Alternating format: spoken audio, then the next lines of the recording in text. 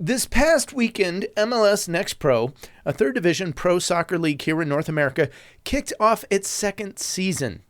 MLS Next Pro teams are connected to first division teams in Major League Soccer, and they compete against one another, creating another step in the pro player development pathway. Hello, everyone. This is Rev Brad, and you're listening to the Soccer Chaplains United podcast from the Touchline. Today, I'm joined by a couple of special guests. Jubal McDaniel, chaplain to the Tacoma Defiance, and Kevin Hasenack, chaplain to Colorado Rapids 2. Each of these guys is a volunteer chaplain with Soccer Chaplains United and serving their MLS Next Pro teams.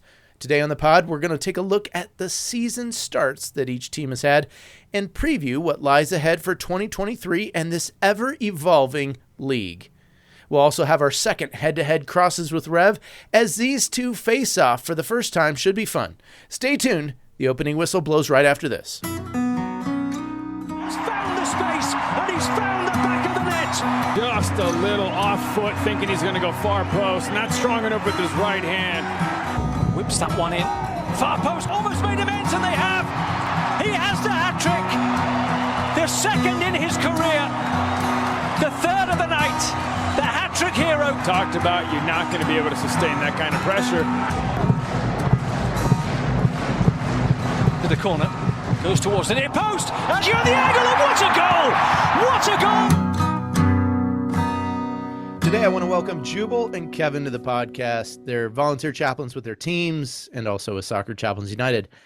I believe, Kevin, this is your first time on the podcast, and Jubal, you've been on a couple times, but welcome, guys. It's good to have you, and I wish I had pressed record a little earlier to capture your little bantering back and forth, but yeah, I'll have to think about that next time. So I'm going to let them introduce themselves, though, in the order that their teams finished last season. So Jubal, even though you're bottom of the table in the Premier League, you're top of the table, at least above Kevin's team in MLS Next Pro. So fourth place finish in the league last year. Here you go. You get 2 minutes. Share with us how long you've been with the club. You can take more than 2 minutes, but how long you've been with your club, what else you do outside the chaplaincy, maybe a curious, fun factoid that no one might know about you. And yeah, let me just say, Jubal, welcome to the pod. Yeah, it's good to be here. So been with Tacoma Defiance for as my third season now, and been with Soccer Chaplains for almost 4 years, coming up pretty soon.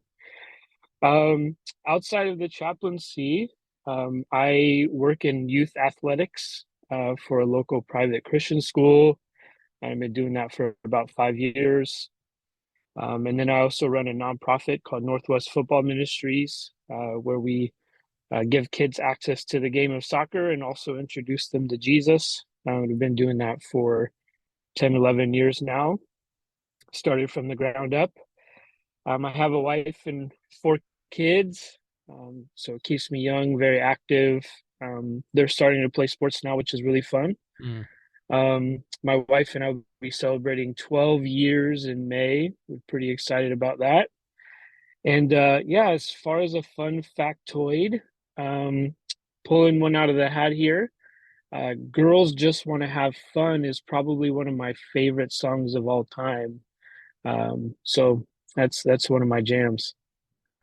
Oh, Jubal, you need to say more about that one, because girls just want to have fun, and you work with men's soccer, not exclusively, right? But yeah, what is it? Well, I coach girls soccer, I'll say that for one. But I think it just encapsulates that 80s sound so well. And that's something that I just really enjoy and vibe on. It's also a song that just puts you in a good mood. Like when it comes on, it's hard to be angry.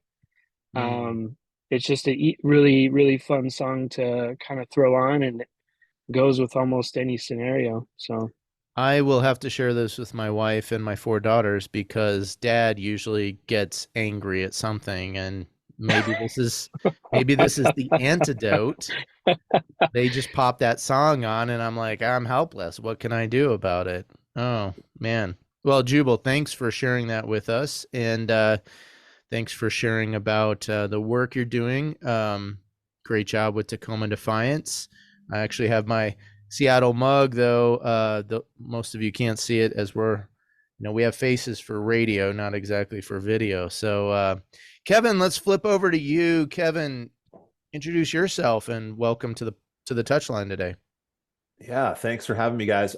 First of all, I have to say I'm excited to be with the two of you because Jubal's he's like my hero. He's like the other guy in our league. And so I watch what he does and I try to just be like Jubal. That's kind of my motto, or it has been this season at least. But my name is Kevin. I work with Rapids 2. This is my second season. And I feel like it's been one of those things where I say a lot. I'm really learning. I'm trying to learn so much. And so even being around Brad has been really helpful for me. And I'm thankful for, kind of the things that have happened last year. It was kind of a new thing, brand new team, brand new league. There's a lot of new stuff. So going into this year, it seems like I think we kind of know what to do, or I'm trying to figure out what to do. But I'm still learning. So when you said share a factoid, you mentioned before we started recording, hey, talk about running. I run because I like to eat. That's like the only reason that I run. I don't run because I'm like trying to qualify for like the Boston Marathon or anything like that. I did have a goal. I wanted to run a marathon before I turned 40. So last year at 39, I finished the Colfax Marathon. I say finished because I didn't like win. And I think I barely beat the crew that comes at the end to pick people up, and like they fail and they go, hey, the time limit is out. I barely beat those guys in. Kev, I saw the video. Maybe I saw it on Facebook. You did not look like a happy camper as you crossed that finish line. No, there was a lot of pain, a lot of suffering, a lot of gnashing of teeth. I got it done. I finished. So this year I have some buddies that said, hey, you're going to do it again. And I said, you know what? I'm just going to run half as long. So I'm doing the half marathon this time. And I feel like that's a lot more doable for me at 40 than the full marathon was. So we'll see. We'll see what happens. Maybe my mileage is going to go down every time. Next time it'll be the 10 miler and then the 5K. And then I'll just kind of just hang out and cheer Jubal on when he does it. So when you set those goals of half marathon before 50 and you do it in your 40th year, then you can just keep, and every year won't feel as bad. I'm sorry. Did I hear that you were doing it with me? No, you didn't hear that. Oh, okay. My shoes are still in the mail. That's fair. That's fair. As well as my application fee. Guys, let's jump in. Some don't know MLS Next Pro is a third division pro soccer league here in North America. I say North America because we've got friends across the border in Canada where they are tasked with building out sort of these teams that are attached into MLS, Major League Soccer, most of them. Last year had I think an offshoot of that in Rochester. But let's talk last season, because a lot of the language I heard from executives and those around the league was we're building the plane in midair. And certainly there was some of that going on. But last year was inaugural season for the league and for Rapids too, not necessarily for Tacoma Defiance. We can talk about that a little bit.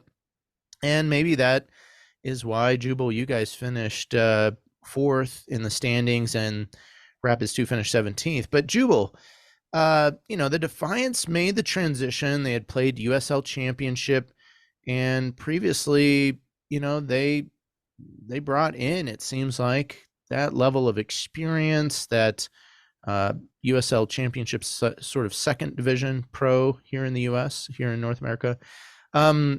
What do you think? Do you think that Tacoma Defiance, it seems like they made a good transition, but maybe there's some birth pains or struggle in USL Championship and they just lived it out a little bit better in MLS Next Pro? What are kind of your thoughts from observing the team in the transition? Yeah, that's a good question. I think really that's spot on, that our participation in the championship really gave them kind of a platform for them to launch into the MLS Next Pro. I felt like that last season of the USL Championship, we missed out on the playoffs by literally a point. So we played Phoenix Rising in the last game, and they were leading the league at the time. We ended up getting a win in that game, but needed another team to help us out, and that result didn't go favorably for us, which kept us out of the playoffs. But you just kind of look at that kind of push and that mentality going into that season. And then now, getting back home at Starfire, around kind of the Sounders core. Plus, you kept a lot of those same players from that season, really made kind of a big difference. I think really gave them a solid platform going into that first year of MLS Next Pro. Yeah, for sure. And Jubal, would you say not only the USL Championship experience, but that connection more intimately into Sounders, has that helped the program? Oh, I think so for sure. I can't speak for other clubs in the league, but I think the Sounders have a really unique method of incorporating the Defiance and kind of those guys that are on the first team level that aren't getting regular minutes, that have opportunity now through participation in the MLS Next Pro, as well as those kind of academy players that are ready to make that next jump. And so we have this really, really unique blend of players kind of from all three levels that are participating in this team, which does make it a little bit unique because the lineup could be different from game to game, depending on who's available and who's performing. But I think it stimulates competition. It stimulates brotherhood. It's stimulated, a unique kind of attitude and culture around the club that has been really fun to be a part of. Kevin, Rapids 2 are essentially housed in, play around Rapids first team. Do you see some of the same things just from your experience? And again, Rapids 2 was very new last year, so there was a lot of figuring out where to put the team in the stadium facility and working out training schedules and all that. But just from your experience, and I know, last year was new for you as well. What did you see? What did you observe? Yeah, similar. I think there's a lot of brotherhood that happens, and some of it is, they're trying to figure out what's going on too. But I think there is a huge benefit of R2 being around Rapids first team. We've seen some of the guys that were playing last year with R2 are now have moved up and are making some starts and getting some first team minutes, and that's kind of the goal. I think is always to see these guys progress and move up. And so I've just, one of the things I love, just like Jubal said, in this league, you have a mixture of perhaps some first team guys that are getting minutes. Maybe you have some guys that have been signed specifically for for Rapids 2 perhaps. And then we have academy guys. So some amateur contracts and things like that. All this big mixture, lots of different experience, but they're all with the same goal. They all want to play well and they all want to win. And I think that's kind of fun to see, watching some young guys. I mean, we've got some guys that are, featuring that are 16, 17, 18 years old, that are just getting their first taste of what it means to be a pro. And that's really fun to see. I've loved that aspect of it, to be around the guys, and they're so hungry. They're ready. They want to really perform and show out and prove that they can do it. And that's been fun. And then because they are so close, you'll often see a lot of movement between the first and second team. And you'll see coaches around both teams, and you'll see technical staff, and it's just a moving thing where there's a lot of movement, but it's a good thing, because I think a lot of the guys, that's where they want to be. They want to be with the first team and they want to be there. And so, that's kind of exciting for them to be at the state. Like our home opener was at the stadium, and they got to play under the lights. And I think that was really fun for them. that was exciting. That's what they want to do. That's where they want to be. Nice. Yeah. Just even from my perspective, it's interesting because the Academy 17s can see Rapids 2 and then can see the first team, and they're all kind of playing really within 50 yards of each other in some moments. And I think it creates the visibility of seeing, ooh, I'm close. And that can be a space where we step into as chaplains as well, because that proximity to success, being a pro, being an elite athlete, getting that MLS first team contract, when or if they fail, creates opportunity for us to come in and care for, love on, and support people in the midst of things. Well, guys, as we are putting this podcast out, the league and the games have already started. And so let's talk a little bit. Kev, you just mentioned Rapids 2 getting a shot, getting the home opener under the lights. And how did they do this past weekend? They did great. I mean, it was an exciting game. You know, they win it in stoppage time. You know, so there was they got out in front and then they equalized. And it was also, I mean, one of the coldest games I've been a part. I think, kickoff, it was about 30 degrees. And then I think when my family got back to our truck to head home, it was in the upper 20s. So it was real cold. But they showed a lot of grit, and they showed a lot of, excitement around, and they didn't quit. That was the most exciting part. I think they pushed really hard, got an equalizer in like the 93rd minute, something like that, to win it. And then just watching the celebration, I think, the guys, everybody rushed down. And that was exciting. You can tell there's a sense of brotherhood and family, which is really fun to be a part of. I was with my family in the stands, and we're sitting around other family members that are watching, and just the excitement that they have, and I got to share in that and tell them, hey, this is what it's about, and it was really fun. Nice. Jubal, for you guys kind of came out of your first game with a win, right? Yeah, after a penalty shootout against St. Louis City too. This is the team that ended our season last year. Went on to face Columbus in the championship. So kept us out of the Western, championship. So to play them in St. Louis away for the first game, it was nice to come away with that win. We kind of had a late goal. They came back, got one right at the end of the match to tie it up. We went into penalty shootout and was able to win it. So that was really nice to start the season off.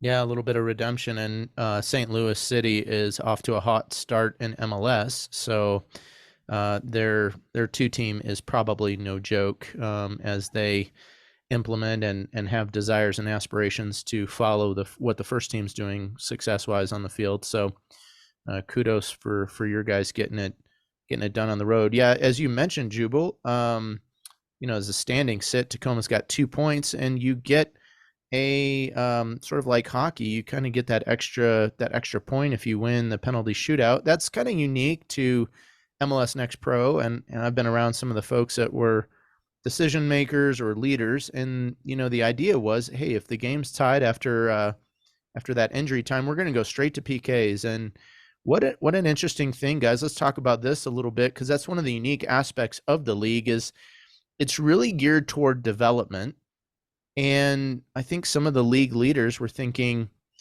we should get better at PKs in game time situations, and so this kind of affords it. Kevin, you and I have sat in a few of these, and Jubal, let's just give some perspective right now on what does this do to the match when you're tied going in, and you've got you're going to go straight to PKs. What does that do for the players, coaches, mentality? Like, how is that? What do you guys see in that?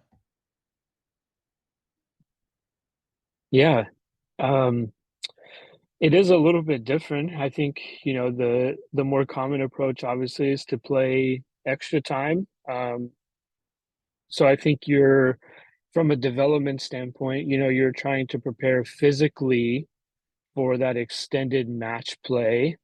And that's going to impact your decisions, in personnel and who you have on the field, and when you make those substitutions. Whereas I think going straight to penalties is a little bit different, where you probably want your penalty takers available earlier. And it's preparing more of that mental game, more of the emotional piece, right? Where you want guys that have composure, that can stand in the spot and be able to get it done for you, in a way that is going to be good. Because I think we saw that for Tacoma this weekend. To concede with only just a few minutes left and then right away have to go into penalties. They've got to be able to kind of shake that off and then compose themselves for that shootout. And so it puts a lot more of the mental pressure as opposed to the typical like physicality piece of being able to go, potentially 120 minutes in a match. So I think that's one of the main differences that I just kind of see in that. Kev, what do you see? Yeah, I mean the aspect of going into the pressure cooker like that, I think it helps, especially younger players, kind of grow and understand that there's going to be pressure, and in this environment, it is one of those things where maybe this is the first time they've had an experience with that. I mean, a lot of these guys have played for a long time. They've played through academies, or they played sometimes their whole life. But something about a PK shootout is just, it's exciting, it's fun, but it's also high pressure, and I think it helps the guys, like Jubal said, in their mental strength, because what I think I've seen is the growth from last year to this year has been immense, and some of the guys I've been around, just watching them just grow up a little bit and understand what it really takes to play as a professional. And I think they don't want to go there. I think everybody wants to win in regular time, understanding and that's why you see teams pressing so hard at the end. That's primarily what happened this weekend. They were like, hey, let's try to win this instead of going to PKs, because you can be proficient, but it's still such a coin flip sometimes, and it's all dependent on goalies guessing the right way, and making sure you're on top of where you need to be. And so I think a lot of teams are like, let's press and let's try to win early and make sure we get the 3 points instead of the 2. And they want that. I wonder too if some of these game changes in the league itself aren't just a sweeter spot for us to serve people as chaplains. Because think about the pressure that they're on, right? You're pursuing a first team contract. You've got these augments or differences to the game that, add a little bit more risk reward kind of moment, but there's a pressure there. And then there's just an overall pressure of you're so close to gaining or stepping up to that next level. You can see it. It's within sight. I just wonder if that becomes a better space for us serving some of these younger men and their families. Guys, one of the changes for this year was we've added some games. So last season, 24 games for each of these teams. We're up to 28 now. A nice thing that's different about this year, a majority of the games are on Apple TV, Apple TV Plus, and so you can actually see the games. I didn't get a chance to watch them this weekend, but I imagine the quality is a little bit better. Jubal, you got any insight into that just from your perspective? Were you able to watch a team this weekend and see them? What did it feel like compared to last year? Yeah, I felt like it was really good in terms of the quality.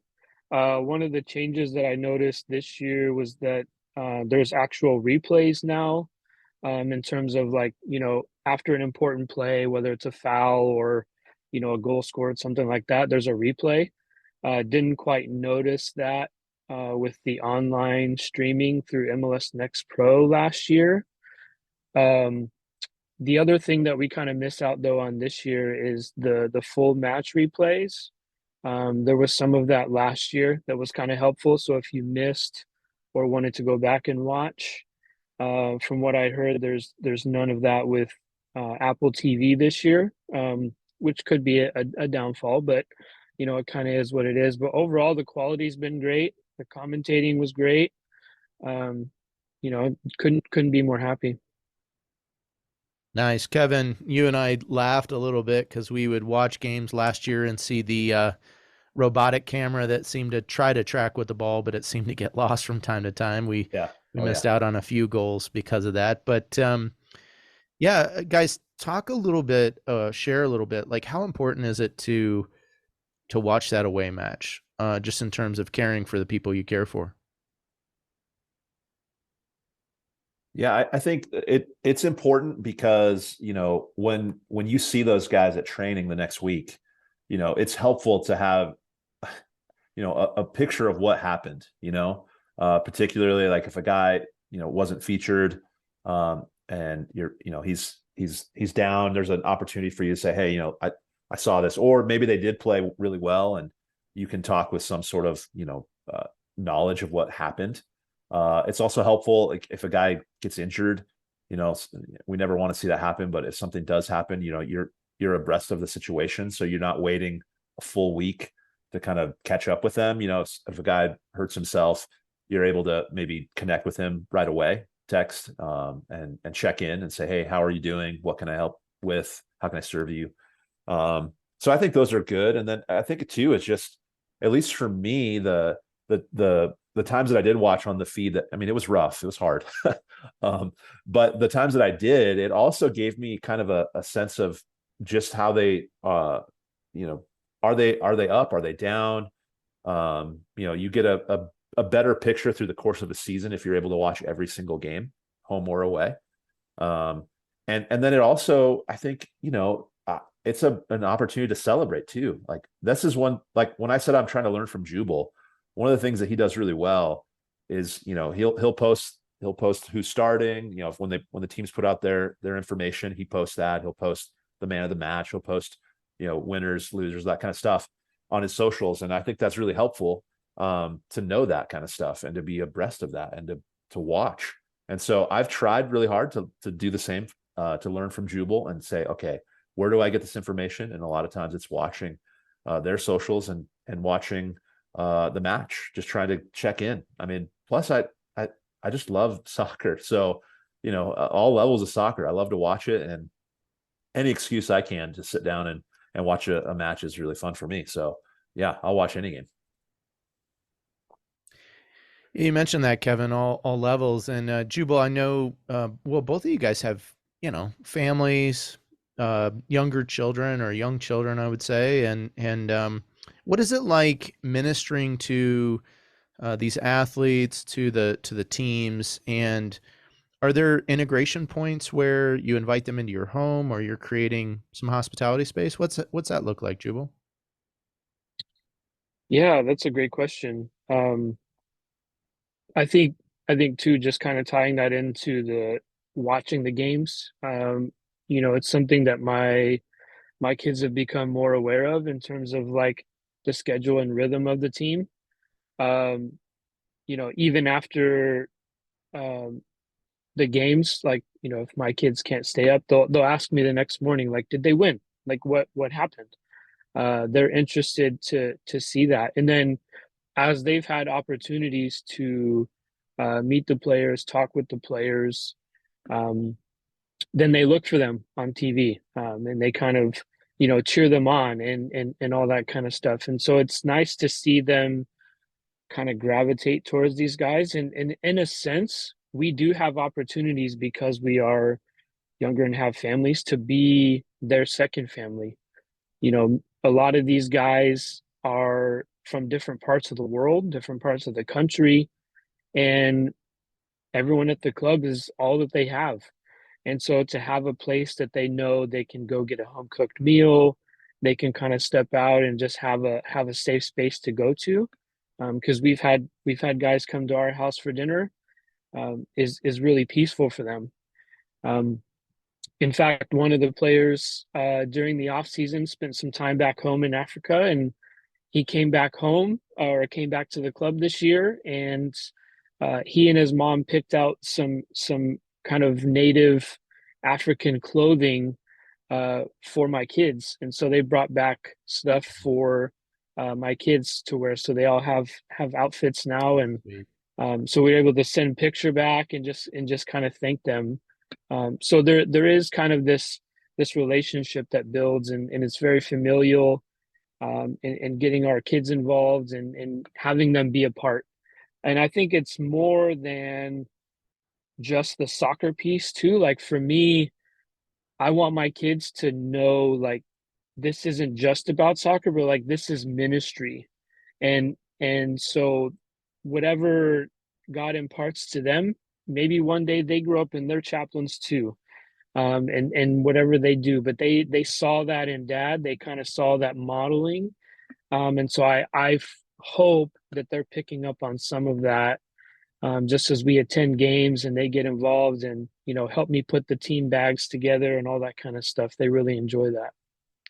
Yeah, Jubal, you said something there. It's ministry, and I was thinking, this is love. Like, this is Christian love in action, and we humanize. We create this space where the beautiful game can actually be beautiful. And I know that for my own family, and it's different now as my children are a little bit older and have been in it longer in the tooth, but the people that we've had in our home from around the world, and the love and the relationship that's been able to grow and blossom and groom and flourish is it is a gift. It's a gift.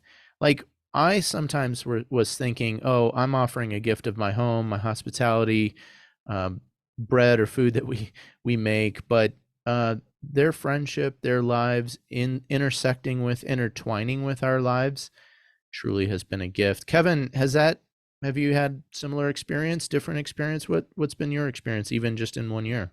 Yeah, absolutely. I think, when the idea was first presented to me to be a chaplain, the first two people that I checked in with was my wife and my daughter. And I said, hey, what would this look like for me to do this? Because it's a time commitment, when you're spending time at training, you're going to matches, you're spending, and I said, what do you think about maybe participating in this as well? And they were really excited. And I think that has been last year, and especially the beginning of this year, has been a really sweet thing with my family. It's my daughter, she'd asked, she said, okay, when are their birthdays? I want to write birthday cards. And so already we had a player that had his birthday. She wrote up a card and said, can you take this to training and give this to the player that needed the birthday card? I said, yeah, absolutely. So I did. And I think that was deeply meaningful to him. It's a player that's been at my home. We've also had some guys here. I'm actually sitting in my kitchen right now at our big dining room table, and those guys came over and we all sat at the table together and had a family meal together. And similar to what Jubal said, I think there's an opportunity to be a family to them. A lot of them have been in academies and they've stayed in host homes, or maybe they're far away from their families in another place. And just to have something that is familial is good for them, because there is, we have already talked about it, the pressure that they feel as players trying to break in. Sometimes it's okay just to be at somebody's house and have someone else cook them dinner and not have any expectations and just be. And so that's kind of what we've tried to provide.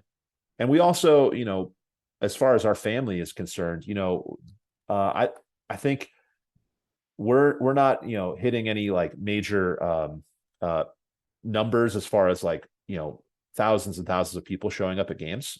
So we try to let them know that we see them, that we're there every game.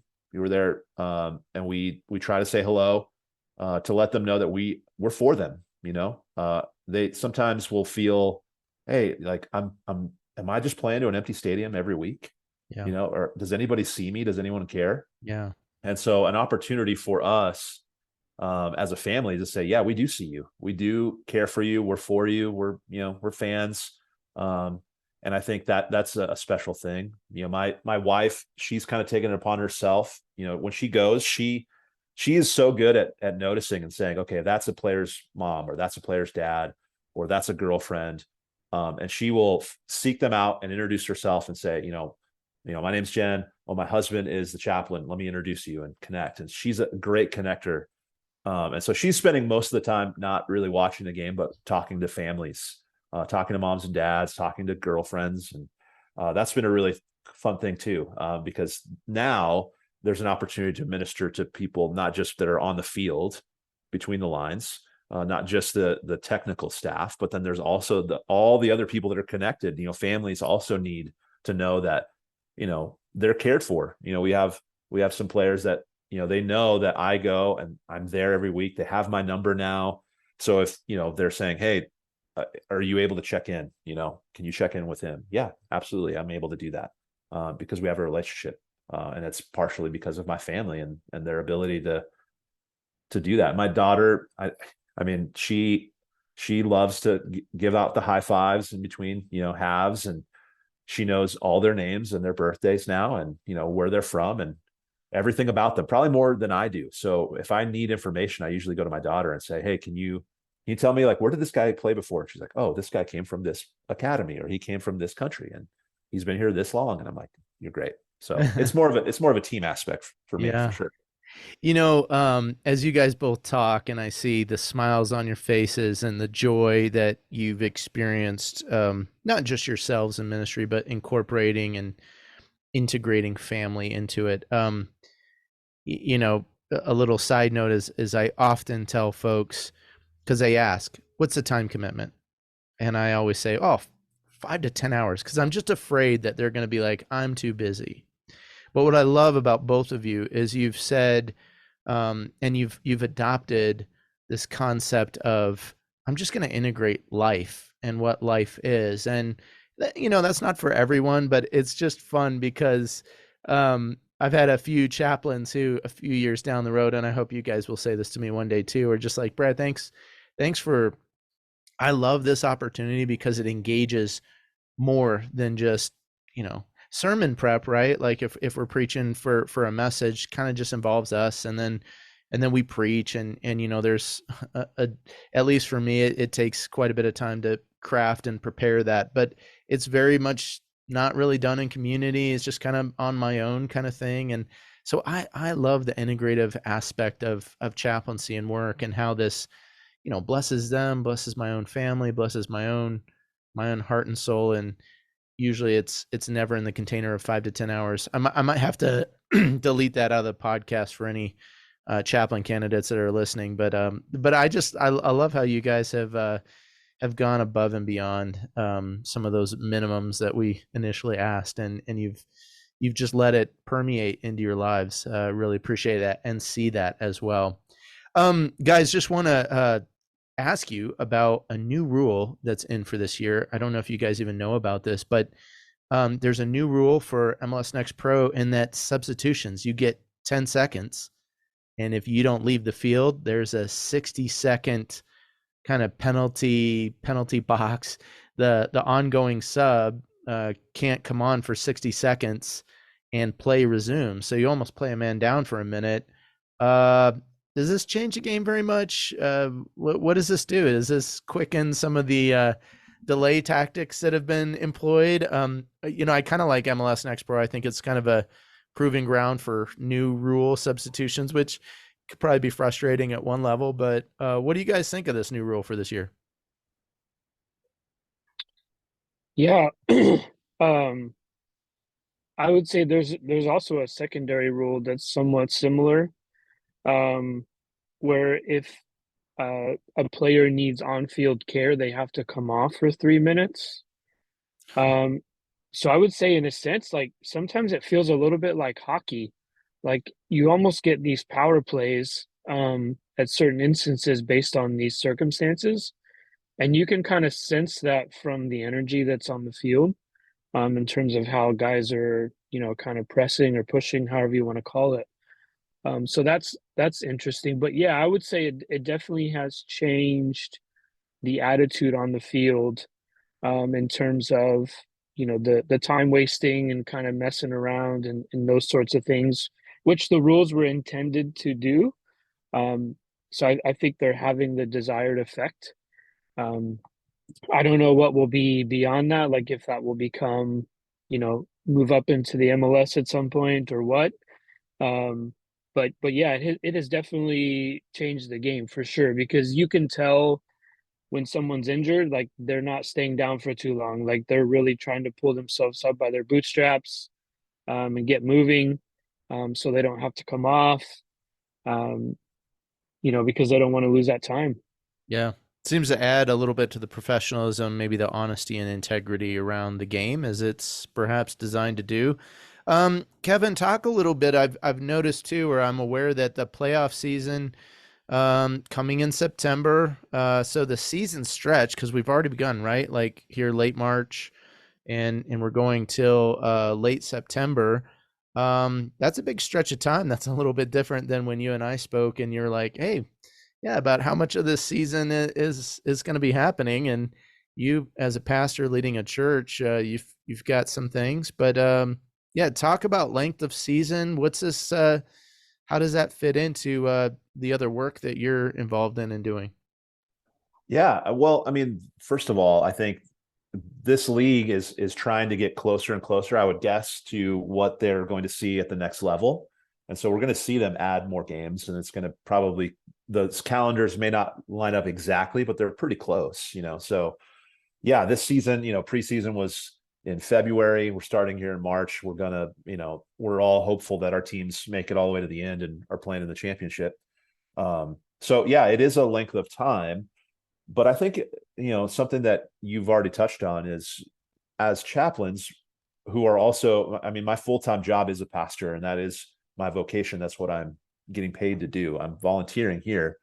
I just have to adjust my work around that. And thankfully my church has been so gracious to allow me to have the space, understanding that, there's going to be times where as soon as I preach, I got to hop in the car and I got to make it over to DU, because they have a early game instead of a late night game.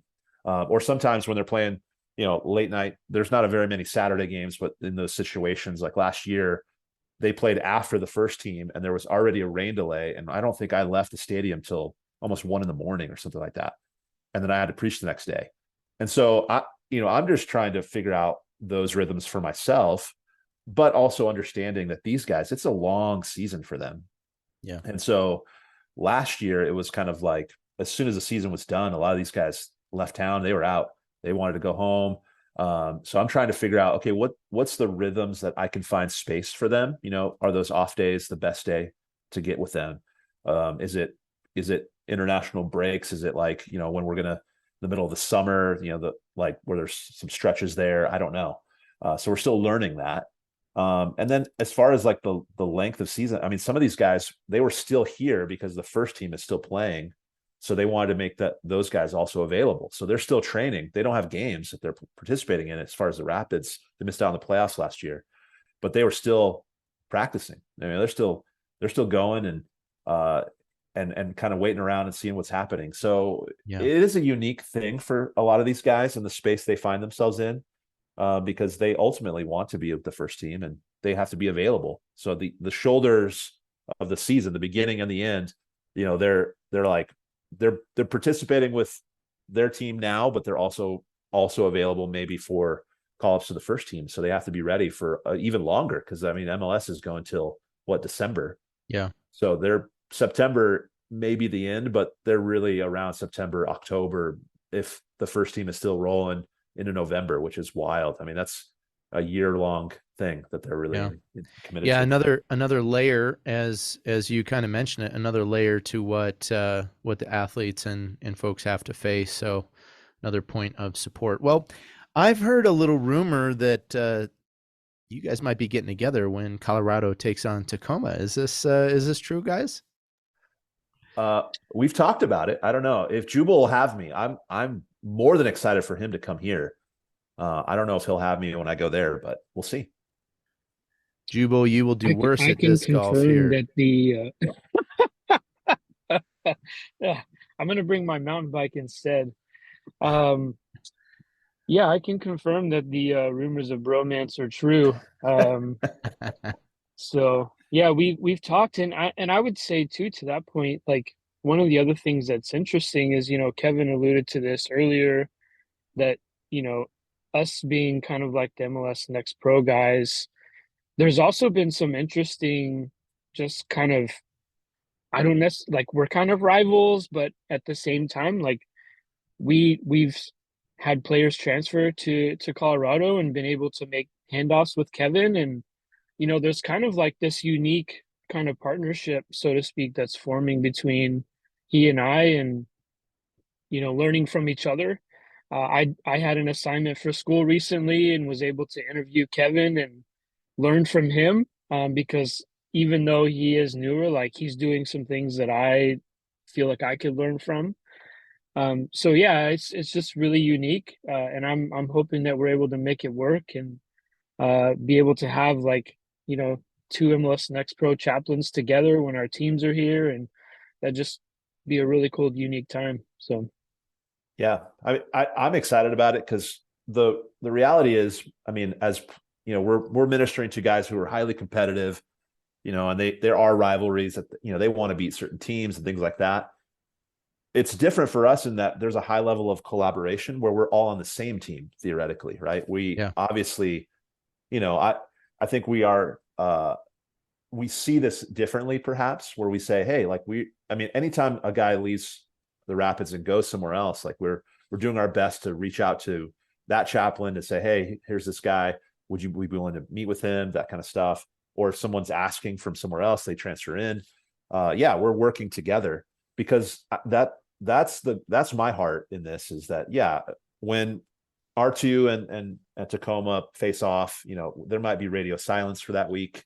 I don't know how friendly we'll be toward each other, but I think some of that too is like I genuinely, we want to see this league do well. And so I think I have friends that are chaplains in other levels as well, and I'm drinking out of a New Mexico United cup right now. I have my college roommate in USL. So like there's a lot of that where we want to see the level rise in all levels, and we want care to be shown to everybody. It would be great if there was in every team in our league had a chaplain. That would be awesome, because that means that those guys are getting cared for.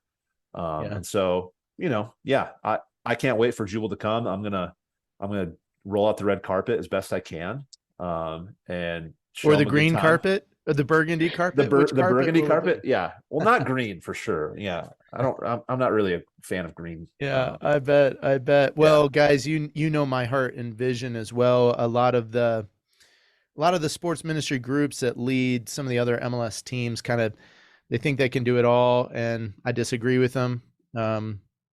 I would say politely, but no, I feel pretty strongly that each team, like you guys, are owning and caring for and shepherding and being there, being available for it's its own entity in so many ways. And Kevin, just part of the backdrop of our story and our partnership together has been there's not enough of me to go around to Rapids too. It's not even fair.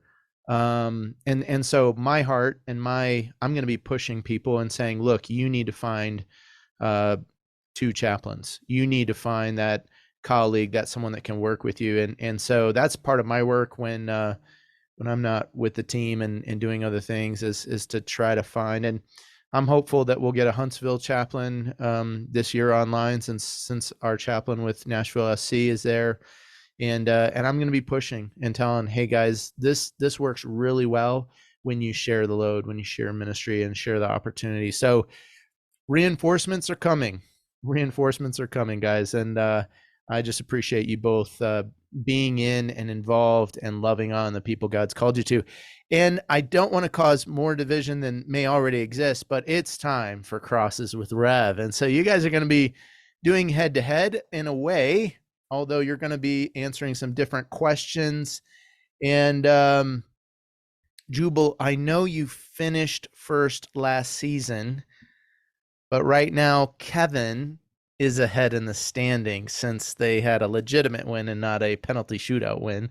No, I'm not trying to dig at you a little bit, but yeah, maybe I support Rapids too now a little bit better than Tacoma Defiance.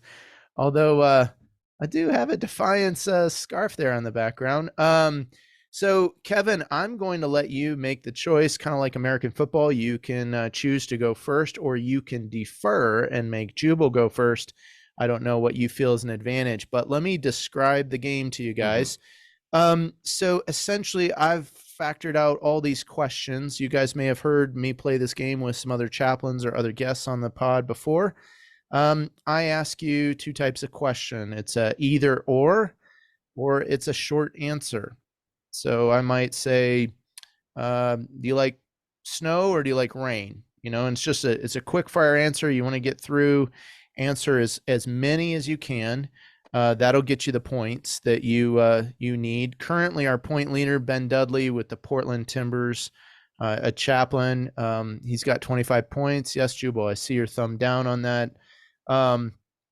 And so you guys are kind of going up against some of the other chaplains that have rated and ranked. So Kevin, if there aren't any questions that you guys have, I've got my questions ready. I have a 1-minute timer. The timer starts after I finish the first question. And if I can begin the question before the timer ends, you know, it's a little squishy on the end there with that 1 minute. But if I can ask that question before the timer's over, you get that other question. We tally up the points. It's 1 point for the either ors, and it's 3 points for a short answer. Any questions, you guys? No, I'm ready. Okay, you guys are ready. Kevin, you get a choice. You want to go first, or do you want to defer? Let's go. Let's go first. Let's start on the attack. I'm ready. All right. Starting on the attack. Man, maybe this is a sign of things to come. It's going to be interesting to see where you guys finish up in the leaderboards. But all right, Kev. So you're ready. I'm going to start the timer after the first question. Here we go. Left-footed or right-footed? Right. My favorite EPL team is? Arsenal. Dribble, pass, or shoot? Shoot. Call or text? Text. Settlers of Catan or Ticket to Ride? Catan. Marathon or turkey trot? Turkey trot. Tapatio or Tabasco? Oh, Tabasco. Chapel or Wellspring? Whoa, Wellspring. My favorite postgame meal is? Pizza. ABQ or BBQ? BBQ. Coke or Pepsi? Coke. Keller or Spurgeon? Keller. Cyberfield or Dick's Sporting Goods Park? Oh, Dick's Sporting Goods Park. Messi or Ronaldo? Ronaldo. Rapids 2 or Rapids 1? R2. My favorite comedian is? Jim Gaffigan. Hinkley High or Denver Broncos? Oh, Hinkley. All right. All right, you got through 17. So let me add up your points real quick. 23 points, Kev. All right. So you just fall a little short of Ben Dudley on the leaderboard. That gives Jubal a little bit. I think it's an advantage for Jubal personally, because I think he's got, not that the questions are the same, but he's got a, I don't know. Jubal, you feel ready? Let's do this. Oh, look, he's rubbing his hands together. He's also a veteran, so you know, like that's true. He has been on the pod before, but he knows what's up. Yeah, we'll probably have to change his game at some point and create something new, but that's okay. We'll see how Jubal does, right? You know, so all right, Jubal, here we go. Left-footed or right-footed? Right. My favorite EPL team is? Everton. Dribble, pass, or shoot? Shoot. Call or text? Text. Premier League or Championship? Premier League. Coach or play? Coach. Tim Howard or Clint Dempsey? Ooh, Dempsey. Disc golf or foot golf? Foot golf. My favorite post-game meal is? Barbecue. Lumen Field or Cheney Stadium? Lumen. Liberty University or Northwest University? Liberty. Starbucks or Seattle's Best? Seattle's Best. Ethiopian or Colombian? Ooh, Colombian. Messi or Ronaldo? Messi. Light, medium, or dark? Light. My favorite comedian is Jim Gaffigan. Chipotle or Qdoba? Chipotle. All right. Ooh. Oh, You guys tied. Oh my gosh. You guys tied. I don't know how you could go any faster than that, honestly. Yeah, maybe it was the question giver that was lacking. I don't know. I mean, Dudley was only 2 points ahead of you guys. So here, I had some other questions just in case. Jubal, Lineker or Rooney? Ooh, Rooney. Nike or Adidas? Adidas. 4-4-2 or 4-3-3? 4-4-2. Ooh. Wow. Kevin, Wake and Take or Starbucks? Ooh, wake and take. Plane or bus? Plane for sure. NIV or The Message? NIV? Maybe. Yeah. NIV. Can I say neither? Can I say neither? I don't know. Ooh. Yeah, you could have said neither. You could have said both. Maybe I'll have to go back and review the tape. How did Dudley get through? I do think like Cyberfield or Dick's Sporting Goods Park, right? That question's so long, right? Liberty University or Northwest University. So some of it is, the size of question. Yeah. I'm trying to think. Jubal, Jubal, you stumbled a little bit. Tim Howard or Clint Dempsey. I thought about putting up another instead of Tim, putting up another Sounders guy there. Kevin, did I said Chapel or Wellspring, so the kind of the caveat there was Calvary, right? That's which Calvary do you prefer? You guys tracked well with it though. It was fun. It was good. Keller or Spurgeon. I think I saw on Instagram where you were reading both guys, so I kind of thought, oh, which one? Yeah. Anyway, you get it. What's funny is I get to do this, so it's definitely from my chair and my perspective. Someone was like, "Oh, we need to do this with you," and yeah, when you guys start podcasting, let me know. We'll do crosses with you. So you guys will go onto the leaderboard. You tie Kurt Trempert and Lori Kruger. A couple other chaplains. Kurt's with us. Lori serves NWSL. But you guys were ahead of Rod Underwood, coach and a board member for us. So kudos. Good on for you. Well, hey guys, to close us out, what I want to ask you both to do is I just want to ask both of you to pray a blessing over your teams, over MLS Next Pro. So not really long, but just a few words of hope and blessing and outlook for not only your teams, but the people that have been part of your ministry and your service. And we'll close it up with that. So Jubal, I'm going to ask you to start, and Kevin, if you'd finish us, and then we'll move on. Thanks, guys. Father, we thank you for this time to gather this morning. Even though we're from different parts of the country, different backgrounds, we are a collective, and we are a brotherhood. And your word tells us that when we are gathered, that you are present. And we just thank you for this time to celebrate all that you've done up to this point and everything that you are doing and everything that you will do. And we just look to you and we pray over this season. Father, and I pray that as our teams begin their seasons, Lord, that you would protect their travel. We know that being a North American league means a lot of distance, a lot of miles, a lot of different logistical pieces that have to line up. And we pray that your hand would be upon all of those things, that you would protect them as they go, changing in elevation and weather and climate and all those different things, and how it can affect their body, which affects performance, which affects mentality. And so we just ask your hand and all of those details, because we know that you are a God of details. And would you watch over our teams as they begin their season? and continue to be in those details. And yes, Father, we are so thankful just for this opportunity to be together, to talk a little bit about this league. And God, we're just also asking that you continue to give us opportunities to be the hands and feet of Christ through our clubs, and the opportunities that we will continue to have with players, technical staff, family members, all the things and all the people that are connected to these clubs. Lord, I just ask the same, that you continue to keep players safe and healthy.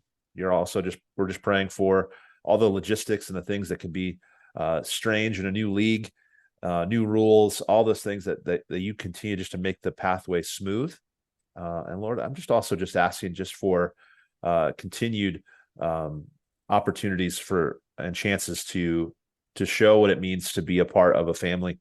God, we're thankful that you've given us those opportunities, but continue to do so.